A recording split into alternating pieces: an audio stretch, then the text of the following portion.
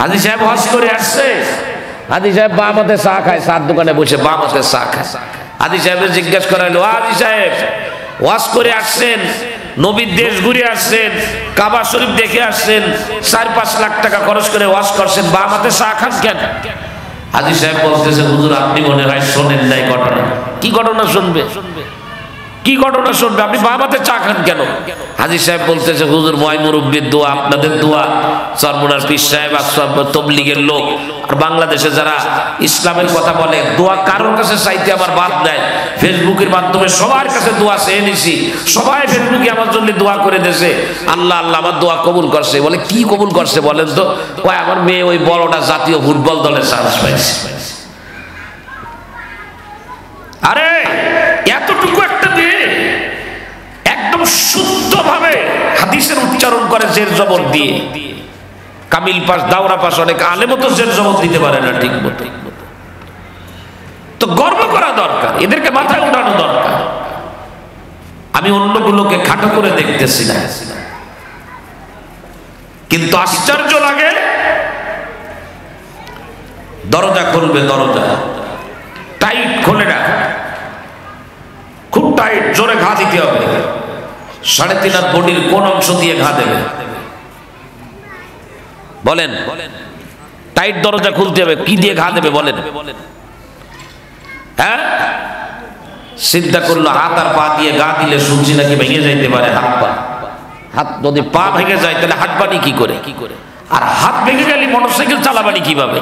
এই জন্য চিন্তা করলো হাত দিয়েও ঘা দেবো না, পা দিয়েও ঘা দেবো না।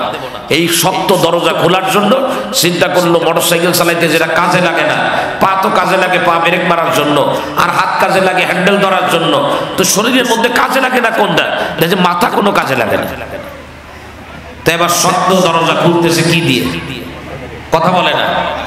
শক্ত দরজায় আচ্ছা করে মাথা দিয়ে এক বাড়ি মারলো, দরজা খুলে গেছে, কিন্তু হাতেও আর কাজ করে না, পায়েও আর কথা বলে না। কথা বলে, বুঝছেন উদাহরণ? লোক কম কিন্তু আল্লাহ কথা বলাচ্ছে। লোক কম, লোক কমের সমস্যা না, একজন হইলে ওয়াজ করবো। আপনি হাত বাঁচাবেন, পা বাঁচাবেন। আজকে শিক্ষার দোহাই দিয়ে ছোট বাচ্চারা কোরআন তেলাওয়াত করবে, ছেলেরা কোরআন তেলাওয়াত করবে, মেয়েরা কোরআন তেলাওয়াত করবে, আমি কোরআন তেলাওয়াত করব, তার কোনো গুরুত্ব নাই। হাত পার গুরুত্ব বেড়ে গেছে আর মাথার গুরুত্ব কমে গেছে। আজকে ওই মাথা দিয়ে দরজা খোলার কারণে হাতেও কাজ করে না, পায়েও। ইঞ্জিনিয়ার তো বানায়, প্রতি বছর শত শত ইঞ্জিনিয়ার তৈরি হচ্ছে, এর মধ্যে কোনো সন্দেহ নাই। আলহামদুলিল্লাহ তাদের মধ্যে অনেক ভালো ইঞ্জিনিয়ার আছে, কিন্তু কোরআনের শিক্ষা না থাকার কারণে, জান্নাত জাহান্নামের ভয় ওর অন্তরের ভিতরে না থাকার কারণে ঢালার ভিতরে রডের পরিবর্তে কলসি দিয়ে দেয়। গল্লাবাড়ি ব্রিজ ভাঙতেছে, গল্লাবাড়ি যদি সম্ভব হয় একটু যেয়ে দেখে আসবেন। ওইদিকে গেলে আর কেউ যদি বয়ানের পরে শুধু ব্রিজ দেখতে যান, যাওয়া আসার ভাড়া আমি দিয়ে দেবেন, আমার সাথে দেখা করেন। শিক্ষার জন্য যাবেন, গল্লাবাড়ি ব্রিজ বানানো শুনছি নাকি এইটা অনেক আগে, কত আগে তা আমি বলতে পারবো না, তবে অনেক আগের ব্রিজ, পুরাতন ব্রিজটা। এই ব্রিজ ভাঙার পরে রডের পরিমাণ ব্রিজের ভিতরে খুব বেশি বলে মনে হয় না। ইদানিং কালে যে সমস্ত বিল্ডিং বানায় ইঞ্জিনিয়াররা, যে পরিমাণে রড দেয় তাতে ভাটার ইট ভেঙে ঢোকানোর আর জায়গা থাকে না।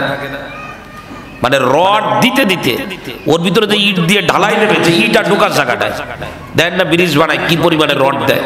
এখন দিক তা তো আমার তো আর টাকা দেওয়া লাগে না, সরকারের টাকা সরকার দেয়, আমার অসুবিধা কোন জায়গায়? মানে আমি বুঝাচ্ছি যে গল্লাবাড়ি ব্রিজে রড দেয় কেন?